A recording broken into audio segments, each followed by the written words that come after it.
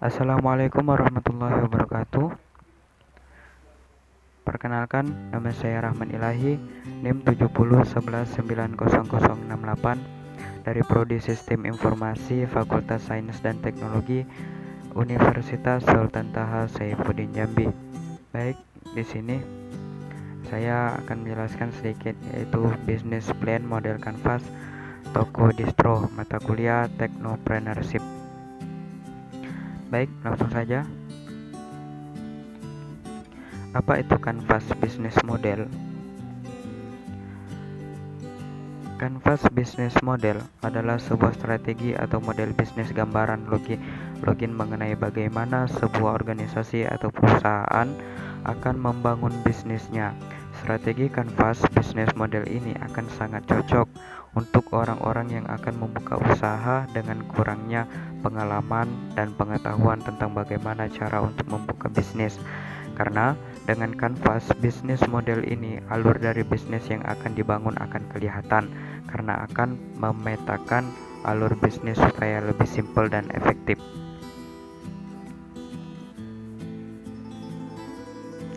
Menurut Diogo Ferreira, Canvas Business Model atau disebut dengan CBM adalah sebuah model bisnis gambaran login mengenai bagaimana sebuah organisasi menciptakan, mengatakan dan menangkap sebuah nilai. CBM ini terbagi menjadi 9 buah komponen utama, kemudian dipisahkan lagi menjadi komponen kanan, sisi kreatif, dan kiri, sisi logik. Ada 9 model dalam Canvas Business Model, diantaranya sebagai berikut. Yang pertama, Customer Segment atau CS, yaitu menentukan segmen target customer dari bisnis yang akan dikembangkan. Posisikan diri pada sisi customer untuk memperhatikan apa yang dilihat, didengar, dipikirkan, dan dilakukan, menjadi keinginan dan tujuan, rasa takut, dan harapan. Yang kedua, Value Proposition atau CP, yaitu memperkirakan kebutuhan customer yang sudah diidentifikasi pada customer segment berdasarkan kebutuhan itu. Selanjutnya dapat didefinisikan nilai apa yang akan diberikan agar mampu memenuhi kebutuhan customer. Nilai yang diberikan itu akan menjadi nilai inti dari kegiatan bisnis.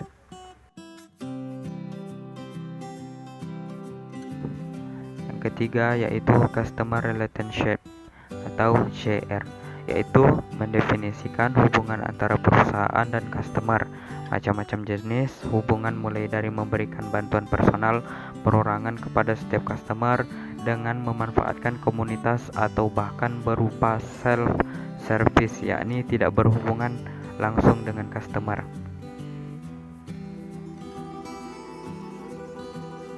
Yang keempat, Channel atau CH, yaitu cara untuk mencapai customer. Channel ini adalah jalur antara perusahaan dengan customer. Bagaimana delivery dari nilai yang diberikan akan mampu mencapai customer yang baik. Yang kelima yaitu Revenue Stream atau RS, yaitu representasi dari jalur penerimaan uang yang akan diterima dari setiap customer segmen. Yang keenam, Key Resource atau KR adalah sumber daya utama yang menjelaskan mengenai aset terpenting yang diperlukan dalam membuat model bisnis kerja. Setiap model bisnis memerlukan sumber daya utama.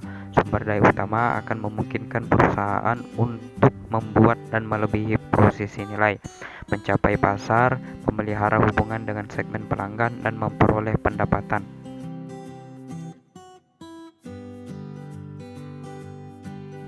Yang ketujuh, Key Activities atau KI adalah kegiatan utama yang menjelaskan hal terpenting, yaitu perusahaan harus membuat model bisnis. Setiap model bisnis dibuat untuk sejumlah kegiatan utama. Yang kedelapan, Key Partner atau KP adalah kunci kemitraan yang menjelaskan jaringan pemasok dan mitra yang membuat pekerjaan model bisnis. Perusahaan menjalin kemitraan untuk banyak alasan, dan kemitraan menjadi landasan model bisnis. Perusahaan membentuk aliansi untuk mengoptimalkan model bisnisnya, mengurangi risiko, atau memperoleh sumber daya. Dan yang terakhir yaitu cost structure atau CS, adalah struktur biaya yang menggambarkan semua biaya yang dikeluarkan dalam mengoperasikan model bisnis ini. Blok bangunan ini menjelaskan biaya yang paling besar terjadi antara biaya-biaya yang harus dikeluarkan untuk dapat menghasilkan value proposition yang ditunjukkan pada 26 customer segment, sehingga didapat revenue stream. Biaya tersebut dapat dihitung relatif mudah setelah mendefinisikan sumber daya utama. Baiklah, di sini sudah terlihat gambar kanvas bisnis model toko distro. Yang pertama itu customer segment. Di dalamnya ada remaja laki-laki, mahasiswa maupun pelajar usia 18 sampai 23 tahun, fashion anak muda. Terus komunitas aktif yang beranggotaan anak muda, remaja maupun dewasa. Terus toko retail di daerah Jambi, fashion anak muda dari SD sampai kuliah. Selanjutnya yaitu key activities. Dalamnya memproduksi desain-desain untuk produk fashion anak muda. Yang kedua yaitu memproduksi berbagai macam atribut sekolah. Terus key research.